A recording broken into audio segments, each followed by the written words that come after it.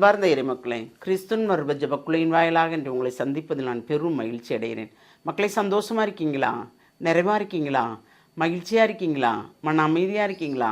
மக்களே, கடவுளுடைய கிருபையும் அவருடைய ஆசீர்வாதமும் நாம் எப்பொழுதும் நிறைவாக இருப்போம் இல்லையா? என்ன இருந்தாலும் இல்லை என்றாலும் நன்றி சொல்வோம் நாம் அவருக்கு. அப்படி நன்றி சொல்லும்போது எல்லாமே நமக்கு நிறைவாக கிடைக்கும். கிடைக்குமா கிடைக்காதா? கிடைக்கும். அந்த நிறைவோடு இன்று அவர் நமக்கு என்ன இறை செய்து தருகிறார் பார்ப்போமா? சாலமோனின் ஞான நூல் அதிகாரம் 7 இறை வார்த்தை 25 27 முடிய. ஞானம் கடவுளின் ஆற்றிலிருந்து புறப்படும் ஆவி, எல்லாம் வல்லவரின் மாட்சியிலிருந்து எழும் தூய வெளிப்பாடு. எனவே மாசுபட்டது எதுவும் அதனுள் நுழைய முடியாது. ஞானம் என்றும் உள்ள ஒளியின் சுடர், கடவுளது செயல்திறனின் கரைபடியா கண்ணாடி, அவருடைய நன்மையின் சாயல். ஞானம் ஒன்றே என்றாலும் எல்லாம் செய்ய வல்லது. தான் மாறாது, அனைத்தையும் புதுப்பிக்கிறது. தலைமுறைதோறும் தூய ஆன்மாக்களில் நுழைகிறது. அவர்களை கடவுளின் நண்பர்கள் எனவும் இறைவாக்கினர்கள் எனவும் ஆக்கிறது. Praise the Lord. அவர்களை கடவுளின் நண்பன் எனவும் இறைவாக்கினர்கள் எனவும் ஆக்குகிறது. அப்போ நாம் அனைவரும் யார்? கடவுளுடைய நண்பர்கள். எத்தனையோ இதில் நம்ம நண்பர்களாக இருக்கிறதுனால் நம்மளை எத்தனையோ பேரை இறைவாக்கினர் ஆக்கியிருக்கலாம் அவர், இல்லையா? அப்போ நாம் அனைவருமே கடவுளுடைய நண்பர்களாக இருக்கும்போது கடவுளுடைய ஞானம், கடவுளுடைய ஆற்றிலிருந்து புறப்படும் ஆவி, எல்லாம் வல்லவரின் மாட்சியிலிருந்து எழும் தூய வெளிப்பாடு. எனவே மாசுபட்டது எதுவும் அதன் நுழைய முடியாது. அப்போ நமக்கு அவர் வெளிப்பாடு வழங்குகின்றார், ஆவியை நமக்கு கொடுக்கின்றார். இறைவாக்கு உரைக்கின்ற ஆவியை நமக்கு கொடுக்கின்றார். தீர்க்க தரிசனம் பார்க்கின்ற ஆவியை நமக்கு கொடுக்கின்றார். நாம் எதை கேட்கணுமோ அதை வெளிப்படுத்துகின்ற ஆவியை நமக்கு தருகின்றார். அப்போ அந்த தூய ஆவியின் மூலமாக நாம் அனைத்தையுமே தெரிந்து கொள்கிறோம் இல்லையா? அப்போ ஞானம் கடவுளுடைய தூய ஆவின் வல்லமை என்று நாம் இப்பொழுது புரிந்து கொள்கிறோமா? கடவுள் தருகின்ற அந்த ஒளியால் நாம் நடக்கிறோமா? கரைபடியாக கண்ணாடி போல் நாம் இருக்கிறோமா? அவருடைய நன்மையின் சாயல் நம்மிடம் இருக்கிறதா?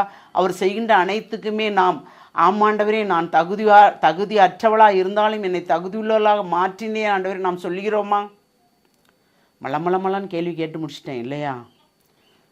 சிந்திக்க வேண்டும். நாம் ஒவ்வொரு நொடிப்பொழுதும் நாம் சிந்திக்கும் போது, நீங்கள் அந்த இறைவார்த்தை எடுத்து வாசிக்கும் போது, இந்த இறைவார்த்தை கொடுத்ததை நீங்கள் திருப்பி வாசிக்கும் போது அதில் உள்ள உண்மைகள் எல்லாமே நமக்கு புலப்படும். ஏனென்றால் ஞானம் எல்லாம் செய்ய வல்லதாக இருக்கிறது. அது தான் மாறாதது. அது செய்ய நினச்ச அனைத்தையும் புதுப்பிக்கிறது. அது இப்போ மட்டும் இல்லை, தலைமுறை தோறும், நம் தலைமுறை தோறும் எத்தனை தலைமுறைகள் இருக்கோ அந்த தலைமுறைகள் தோறும் நமது மூலமாக தூயாவி அந்த ஆன்மாக்களுக்குள்ளே நுழைகிறது. எல்லாரையும் கடவுளின் நண்பர்களாக ஆக்க முயற்சி செய்கிறது இல்லையா?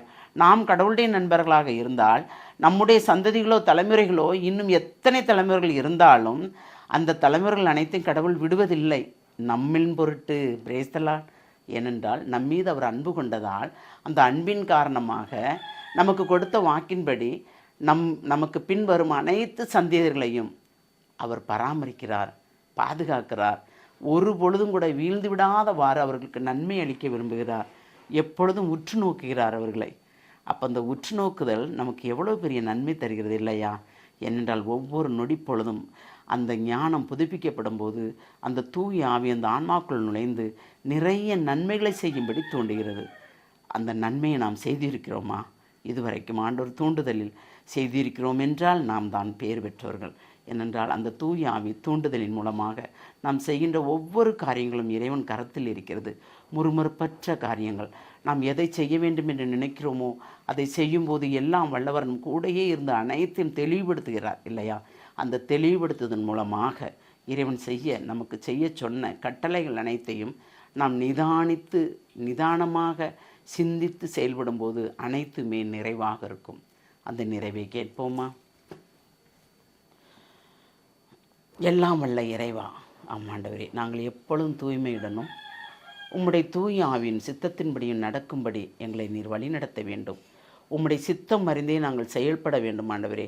அந்த சித்தத்தின்படி நாங்கள் செயல்பட எங்களை செலவிட வல்ல செயல்களை செய்கிறவர் நீர்தான் ஆண்டவரே.